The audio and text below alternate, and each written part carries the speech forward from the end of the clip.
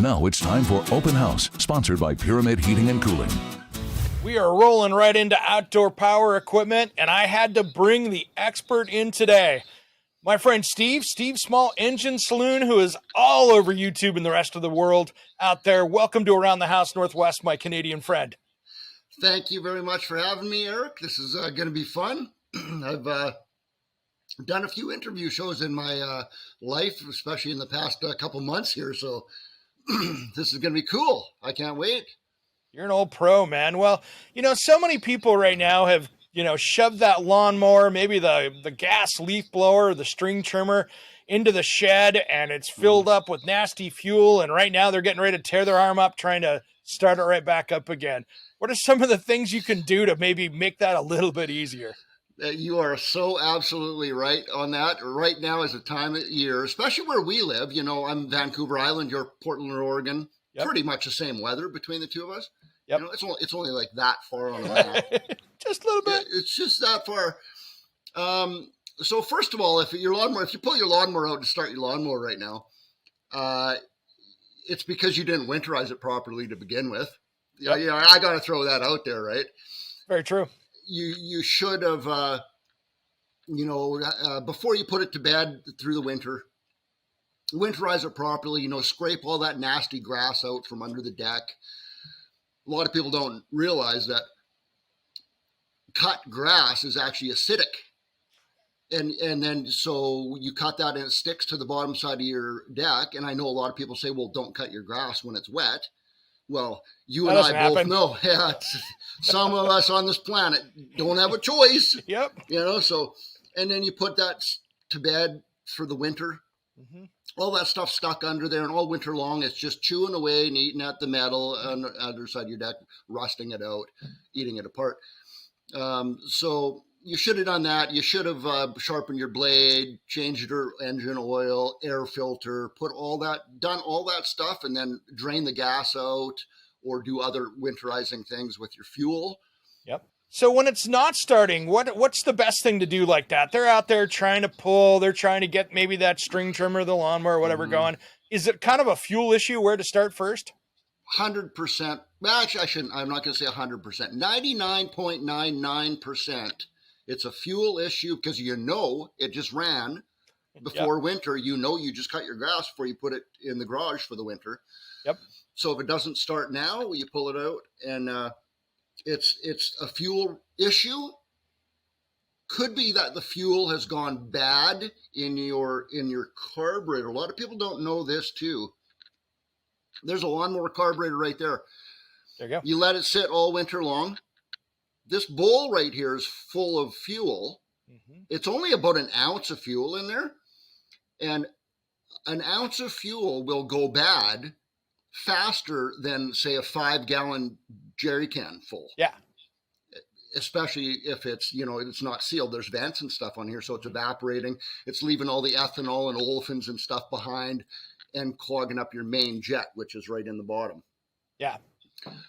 So it's either your fuel has gone bad in there, and sometimes you can get away with this. Sometimes if you can get a little carb spray or something like that, take your air filter off and spray it in the carburetor and start it and keep it running and choke it and choke it and choke it. To keep it running, it'll clear itself out. It'll use up all that nasty gas in the bowl. Fresh gas from the tank now is coming in, which probably hasn't gone bad. Yep. And then it'll clear itself out and keep running. That's good. When it comes to lawnmower blades, man, I know that's always a tricky subject. So many people's parents and grandfathers have taught them to go out and just, grab the grinder and go to town on it and throw it back on again. But what's your recommendation with blades out there? Because, man, I've seen some stuff people are trying to run out there that are hockey sticked up and everything else, and they're wondering why this lawnmower is bouncing across the ground. And that's exactly what it'll do. If you have a bent blade or an unbalanced blade, it will do just what you just said. It'll vibrate so bad it'll go across you go sideways, across your concrete deck. What I would recommend to somebody on a blade is look at a brand new blade, and you can see the angle that the blade is sharpened at. You can see that it's only sharpened on one side, not on the other side. It's not sharpened like a knife. Yeah. So what I do when I sharpen a blade is I try to make it look like it was when it was new. The same angle, the same everything, and of course balance it too. Yep. Make it look like there's still some people out there that comment on my channel that say, "Well, I don't even take the blade off. I just sharpen it on the bottom side." And the new blade, it's not done that way. There's a reason for that, you know. So try to copy what a new one looks like, and how are you going to go wrong? That's a good one. That's a great idea. Is if somebody's out there maybe shopping for lawnmowers out there, they're going to go hit the store. Is there a favorite brand motor that you like that maybe outlasts others, or other brands that are your favorites? Because I mean, you could go out and buy that $199 thing that came from overseas, and you can go out and spend 5, 6, 7, couple $1,000 out there on stuff. What should somebody be looking at if they're out lawnmower shopping? I personally do like the Honda engine the best. Most lawnmowers out there with a Honda engine on them have a GCV 160 Honda engine. They come on all different brands of walk-behind lawnmowers. Yep. It's pretty hard to beat a Honda, man. Hey, what's your opinion? I mean, you're a small engine guy. What's your opinion? And I know I'm setting you up here. What's your opinion on all the new battery-operated stuff that's coming out there? That's a really controversial thing, but even between small engine mechanics too. Yep. I actually think they work really well.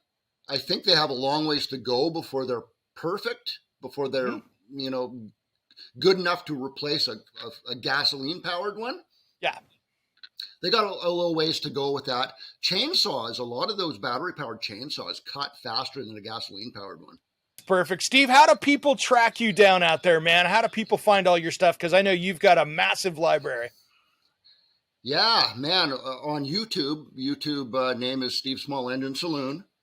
There we go. And library. Yeah, it's called, on YouTube, we call it playlists. And I got tons of playlists, one for lawnmowers, one for weed eaters, one for this, one for that. So you can get back to our channel. We have a website called stevesmallenginesaloon.com.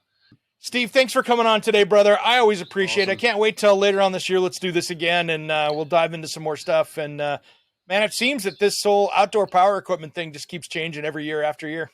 Yeah, and it's going to continue to change.